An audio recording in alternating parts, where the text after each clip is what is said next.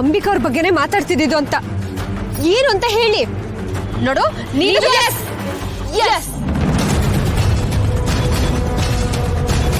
ಅಂಬಿಕಾ ಅಲ್ಲಿದ್ಲು ಅಂತ ನನಗೆ ಗೊತ್ತು. ಅವಳೇ ಇದನ್ನೆಲ್ಲ ಮಾಡಿಸ್ತಿದ್ದಾಳೆ ಅಂತಾನೂ ನಂಗೆ ಗೊತ್ತು. ಏನಿವಾಗ ಏನ್ ಮಾಡ್ತೀಯಾ? ಮಾಯಾ ಸುಮ್ನಿರಿ ನೀವು. ಇವರಿಬ್ರು ಸೇರ್ಕೊಂಡು ನನ್ನ ಲೈಫ್ ನ ಹಾಳು ಮಾಡ್ತಿದ್ದಾರೆ. ಏನ್ ಅನ್ಕೊಂಡಿದ್ದೀರಾ ನೀವು? ಏ ದುರ್ಗಾ, ಇದನ್ನೆಲ್ಲ ಅಂಬಿಕಾನೇ ಮಾಡಿಸ್ತಿದ್ದಾರೆ ಅಂತ ನಂಗೆ ಗೊತ್ತು. ಏನ್ ಮಾಡ್ತೀಯಾ ಇವಾಗ? ಮನೆಯವ್ರ ಹತ್ರ ಹೋಗಿ ಹೇಳ್ತೀಯಾ? ಹೇಳು ನೋಡೋಣ. ಹೋಗಿ ಹೇಳಿದ್ರೆ ನಿನ್ನ ಹುಚ್ಚಿ ಅಂತಾರೆ. ಯಾಕಂದ್ರೆ ಅಂಬಿಕಾ ಒಂದ್ ದೆವ್ವ, ಬೆನ್ನಿಗೆ ಬಿದ್ದಿದ್ ಪಿಶಾಚಿ. ಮಾಯಾ ಸ್ವಲ್ಪ ಮೆತ್ತಗ್ ಮಾತಾಡು. ಏನ್ ಮಾಡ್ತಿದ್ಯಾ? I don't care. I don't. ಆ ಅಂಬಿಕಾ ಬದುಕಿದ್ದಾಗ್ಲೂ ಕಾಡಿದ್ಲು, ಸತ್ ಮೇಲೂ ಕಾಡ್ತಿದ್ದಾಳೆ. ಸುಮ್ನಿರಕ್ಕಾಗಲ್ ಬಂತ ಅವಳಿಗೆ? ಏನ್ ಅವಳ ಸಮಸ್ಯೆ? ನಿನ್ ಪ್ರಾಣ ತಗೋತಾಳಂತ. ಮಾಯಾ ಬಿಟ್ಬಿಡು ಇದನ್ನೆಲ್ಲ. ನಾವೆಲ್ಲ ವರದಿನ ಇವಳಿಗೆ ಒಪ್ಸೋ ಅವಶ್ಯಕತೆ ಇದೆಯಾ? No way. ಈ ಮಾಯಾ ಸುಮ್ನಿರೋಳಲ್ಲ. ಏನು ಆ ಅಂಬಿಕಾ ಬಗ್ಗೆ ಮಾತಾಡೋದಕ್ಕೆ ನನ್ಗೇನ್ ಭಯ ಅಂತ ಅನ್ಕೊಂಡಿದ್ಯಾ? ಅವಳು ಬದುಕಿದ್ದಾಗ್ಲೇ ಭಯ ಪಡ್ಲಿಲ್ಲ, ಇನ್ ಸತ್ ಮೇಲೆ ಭಯ ಪಡ್ತೀನ? ಅಯ್ಯೋ, ಸತ್ತ ಮೇಲೆ ಭಯ ಪಡೋದು ಬೇಡ ಮಾಯಾ. ಆದ್ರೆ ಸತ್ತು ಮತ್ತೆ ಬಂದ್ರೆ ಭಯ ಆಗಲ್ವಾ? No way. ಸಿಲ್ಲಿಯಾಗಿ ಮಾತಾಡ್ಬೇಡಿ. ಈ ದುರ್ಗಾ ಬಗ್ಗೆ ನಂಗೆ ಮೊದ್ಲೇ ಗೊತ್ತಿತ್ತು. ಇವಳೊಬ್ಳೆ ನನ್ ವಿರುದ್ಧ ಫೈಟ್ ಮಾಡೋದಕ್ಕಾಗಲ್ಲ ಅಂತ ಅವಳಿಗೆ ಇವಳು ದಾಳ ಆಗಿದ್ದಾಳ ಅಷ್ಟೇ. ನೋಡಿದ್ಯಾ ದುರ್ಗಾ ಈ ಮಾಯನ್ ಕೊಬ್ನ? ಏನ್ ಹಾಗೆ ನೋಡ್ತಿದ್ಯಾ? ಗೊತ್ತಾಯ್ತಲ್ವಾ? ನನಗೆ ಅಂಬಿಕಾ ಬಗ್ಗೆ ಗೊತ್ತಾಯ್ತು ಅಂತ ಗೊತ್ತಾಯ್ತಲ್ವಾ? ಇವಾಗ ಸರಿಯಾಗಿ ಹೇಳ್ತೀನಿ, ಕೇಳಿಸ್ಕೊ. ಈ ದುರ್ಗಾ ಮತ್ ಆ ಅಂಬಿಕಾ ನೀವೇನೇ ಮಾಡಿದ್ರು ಈ ಮಾಯನ ಸೋಲ್ಸೋದಕ್ಕಾಗಲ್ಲ. ಎಂಡ್ ಆಫ್ ದ ಡೇ ಈ ಮಾಯನೇ ಗೆಲ್ಲೋದು. ಮಾಯನೇ ಗೆಲ್ಲೋದು. ಅರ್ಥ ಆಯ್ತಾ?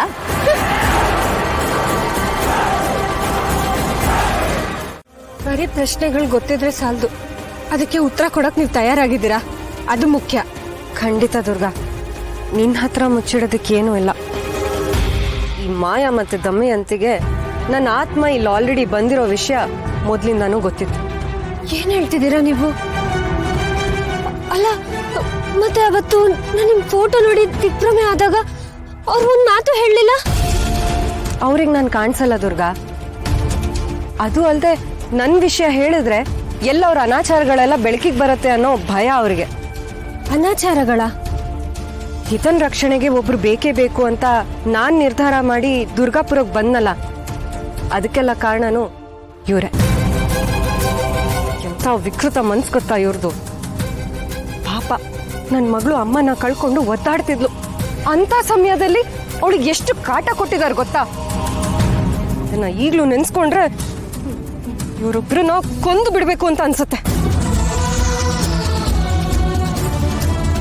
ನನ್ನ ಮಗಳಿಗೆ ಅಮ್ಮ ಇಲ್ದಿರೋ ಜೀವನ ಏನು ಅಂತಾನೆ ಗೊತ್ತಿರ್ಲಿಲ್ಲ. ಪಾಪ ಆಡ್ಕೊಂಡು ಕುಣ್ಕೊಂಡು ಇರ್ಬೇಕಾಗಿದ್ದ ವಯಸ್ಸಿನಲ್ಲಿ ಅವಳು ತುಂಬಾ ಮಾನಸಿಕವಾಗಿ ಕುಗ್ಗೋಗಿದ್ಲು.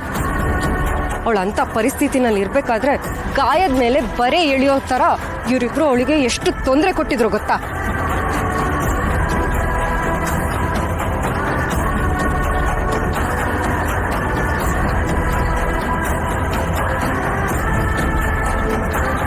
ಅವಾಗ್ಲೇ ನನ್ನ ಮಗಳಿಗೆ ತೊಂದರೆ ಕೊಟ್ರೆ ಏನಾಗತ್ತೆ ಅಂತ ನಾನು ಅವ್ರಿಗೆ ತೋರಿಸಿದ್ದೆ.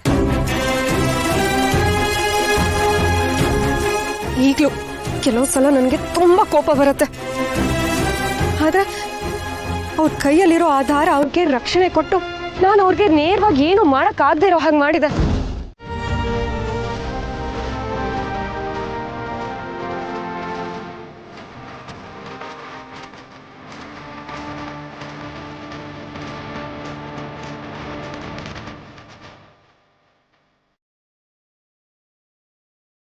ಅರುಣ್, ಏನಿದಲ್ಲ? Shanvi, I don't know when and how but I started following in love with you. ನಿಜ ಹೇಳ್ಬೇಕಂದ್ರೆ ನೀನಿಲ್ಲದೆ ನಾನು ನನ್ನ ಫ್ಯೂಚರ್ ಇಮ್ಯಾಜಿನೂ ಮಾಡೋಕ್ಕಾಗ್ತಿಲ್ಲ. ಇನ್ನು ಕಾಲೇಜಿಗೆ ಹೋದರೆ ಯಾವಾಗ ವಾಪಸ್ ಬರ್ತೀಯ ಅಂತ ವೆಯ್ಟ್ ಮಾಡ್ತಿರ್ತೀನಿ. ಬೆಳಗ್ಗೆ ಕಣ್ಣು ಬಿಟ್ಕೊಡ್ಲೆ ನಿನ್ನ ಫೇಸೇ ಇಮ್ಯಾಜಿನ್ ಮಾಡೋದು ನಾನು ಫಸ್ಟು. ರಾತ್ರಿ ನಿಂಗೆ ಗುಡ್ ನೈಟ್ ವಿಶ್ ಮಾಡಲಿಲ್ಲ ಅಂದರೆ ಏನೋ ಒಂಥರ ಗಿಲ್ಟ್. ಇದೆಲ್ಲ ಯಾವಾಗಾಯಿತು ಹೇಗಾಯಿತು ಅಂತ ನನಗೂ ಗೊತ್ತಿಲ್ಲ. But I think I am madly in love with you. So Shanvi, will you marry me?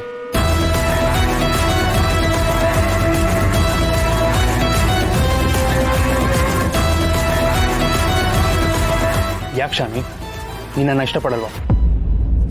Tarun, ಅದು ಆ್ಯಕ್ಚುಲಿ ನಾನು ನಮ್ಮ ಮನೆಯವ್ರ ಜೊತೆ ಒಂದ್ಸಲ ಮಾತಾಡಬೇಕು. ಅದು ಅಲ್ಲದೆ ನನ್ನ ಎಜುಕೇಷನ್ ಕಂಪ್ಲೀಟ್ ಮಾಡಬೇಕು. ಇದು ಚಿಕ್ಕ ವಿಷಯ ಅಲ್ಲ Tarun. So I need some time to think. ನಾನು ನಿಮಗೆ ಮೊದಲೇ ಹೇಳಿದ್ದೀನಲ್ವಾ, ಈಗಲೂ ಹೇಳ್ತಾ ಇದ್ದೀನಿ, ಇದನ್ನ ಇಲ್ಲಿಗೆ ಬಿಟ್ಬಿಡೋಣ, ಮುಂದೆ ಯೋಚನೆ ಮಾಡೋಣ. ಸಾರಿ.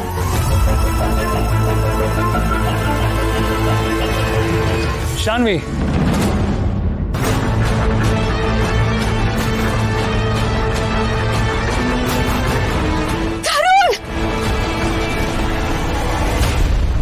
ನೋ ತರುಣ್, ನೀನ್ ಏನ್ ಮಾಡ್ತಿದ್ಯಾ?